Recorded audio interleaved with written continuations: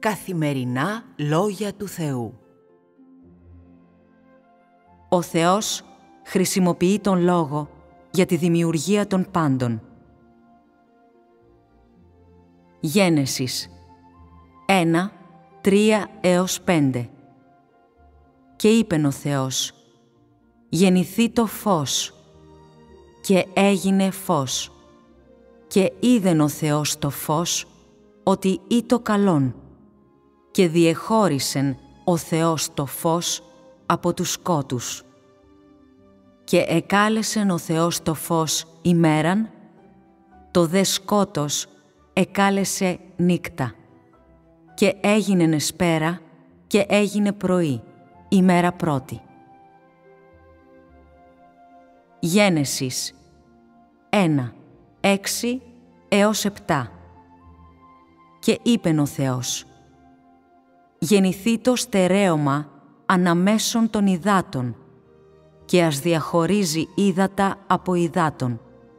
Και επίησεν ο Θεός το στερέωμα, και διεχώρισε τα ύδατα, τα υποκάτωθεν του στερεώματος, από των υδάτων των επάνωθεν του στερεώματος. Και έγινεν ούτω. Γένεσης 1, 9-11.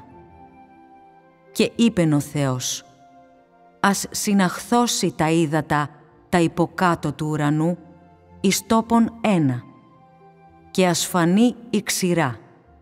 Και έγινεν ούτω. Και εκάλεσεν ο Θεός την ξηράν γην, και το σύναγμα των υδάτων εκάλεσε θαλάσσας. Και είδεν ο Θεός ότι ήτο καλόν. Και είπεν ο Θεός, ας βλαστήσει η γη χλωρών χόρτων, χόρτων κάμνοντα σπόρων, και δένδρων κάρπιμων κάμνων καρπών κατά το είδος αυτού, του οποίου το σπέρμα να είναι εν αυτό επί της γης. Και έγινεν ούτω. Γένεσης 1, 14-15. Και είπεν ο Θεός, ας γίνωσι φωστήρες εν το στερεώματι του ουρανού, δια να διαχωρίζωσι την ημέραν από της νυκτός. Και ας είναι δια σημεία και καιρούς και ημέρας και ενιαυτούς. Και ας είναι δια φωστήρας εν το στερεώματι του ουρανού, δια να φέγγωσιν επί της γης. Και έγινεν ούτω. Γένεσης 1, 20-21.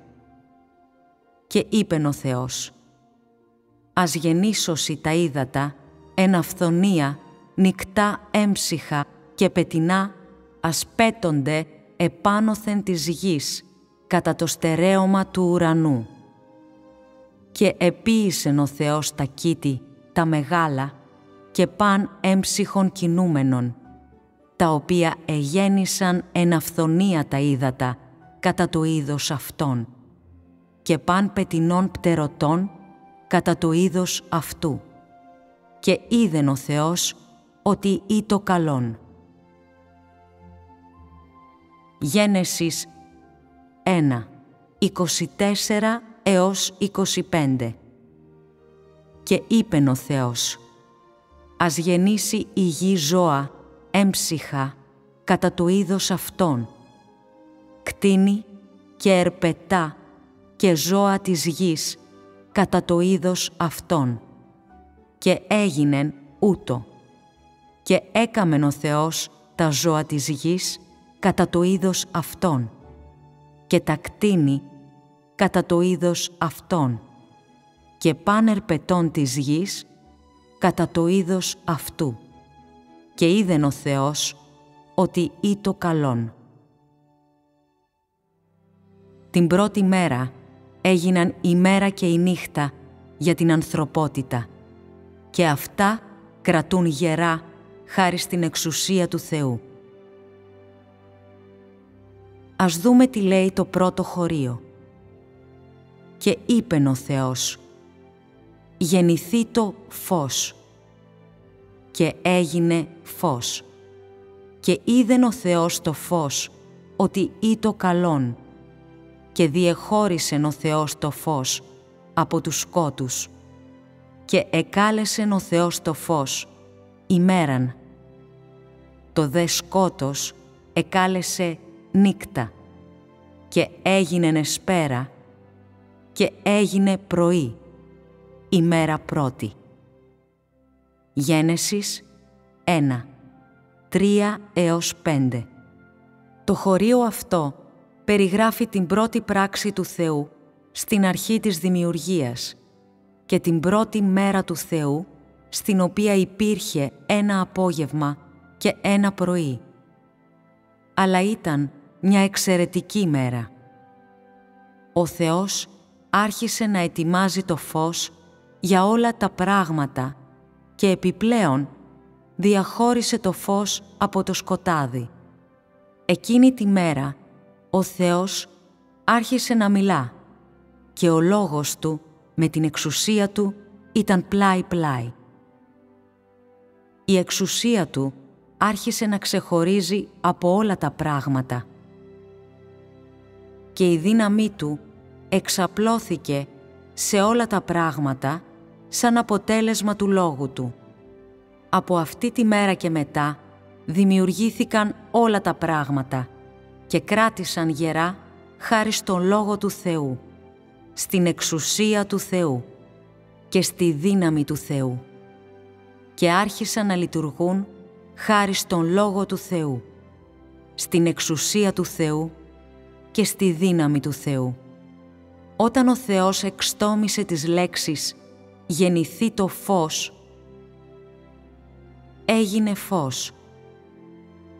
Ο Θεός δεν έκανε κάποιο εγχείρημα. Το φως γεννήθηκε από τον Λόγο Του. Αυτό ήταν το φως το οποίο ο Θεός ονόμασε μέρα και από αυτό εξαρτάται η ανθρώπινη ύπαρξη ακόμα και σήμερα. Επειδή το πρόσταξε ο Θεός, η υπόσταση και η αξία Του δεν έχουν αλλάξει ποτέ και αυτό δεν εξαφανίστηκε ποτέ. Η ύπαρξή Του αποδεικνύει την εξουσία και τη δύναμη του Θεού και διακηρύσσει την ύπαρξη του Δημιουργού και επιβεβαιώνει ξανά και ξανά την ταυτότητα και τη θέση του Δημιουργού. Δεν είναι απροσδιόριστο, ούτε απατηλό, αλλά είναι ένα αληθινό φως ορατό από τον άνθρωπο. Από τη στιγμή εκείνη και μετά, σε αυτόν τον άδειο κόσμο, στον οποίο η δε γη ήτο άμορφος και έρημος και σκότος επί του προσώπου της αβύσσου, παρήχθη το πρώτο υλικό αγαθό.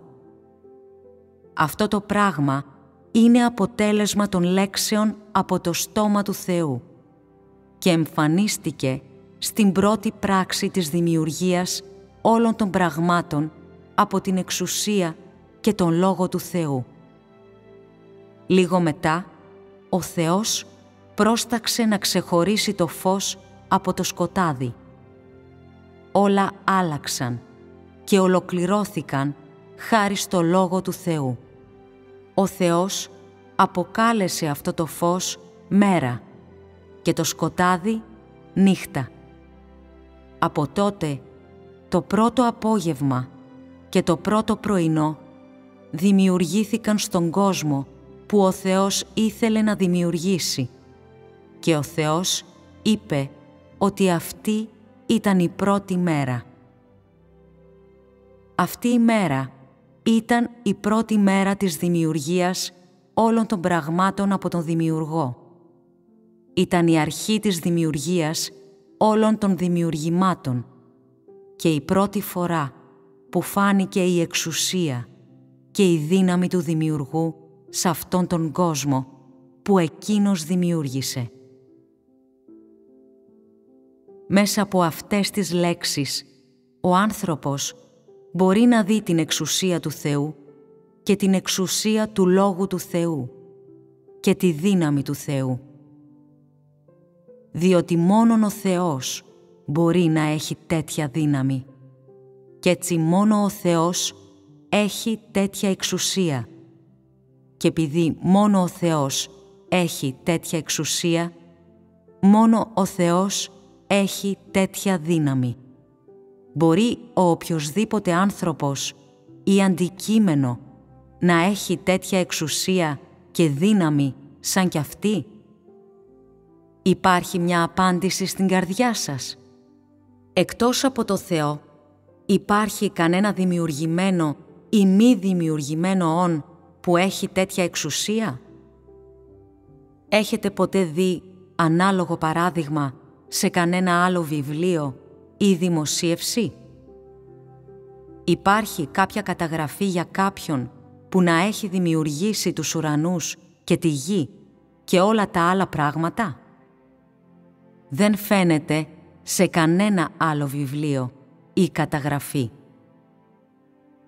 Αυτά βεβαίως είναι τα μόνα αξιόπιστα και πανίσχυρα λόγια για την εκπληκτική δημιουργία του κόσμου από το Θεό, που καταγράφονται στη βίβλο, και αυτά τα λόγια αναφέρονται στη μοναδική εξουσία του Θεού και στη μοναδική ταυτότητα του Θεού. Μπορούμε να πούμε ότι αυτή η εξουσία και δύναμη συμβολίζουν τη μοναδική ταυτότητα του Θεού. Μπορούμε να πούμε ότι αυτά είναι γνωρίσματα του Θεού και μόνο του Θεού. Χωρίς αμφιβολία, μόνο ο ίδιος ο Θεός έχει τέτοια εξουσία και τόση δύναμη. Αυτή την εξουσία και τη δύναμη δεν μπορεί να έχει ούτε να αντικαταστήσει κανένα δημιουργημένο ή μη δημιουργημένο όν. Είναι αυτό ένα από τα χαρακτηριστικά του ίδιου του Θεού, του μοναδικού. Έχετε αυτή τη μαρτυρία? Αυτά τα λόγια, γρήγορα και ξεκάθαρα, επιτρέπουν στους ανθρώπους να κατανοήσουν το γεγονός ότι ο Θεός διαθέτει μοναδική εξουσία και μοναδική δύναμη και ότι Εκείνος διαθέτει υπέρτατη ταυτότητα και θέση. Από τις παραπάνω συναναστροφές μπορείτε να πείτε ότι ο Θεός στον οποίο πιστεύετε είναι ο ίδιος ο Θεός ο μοναδικός?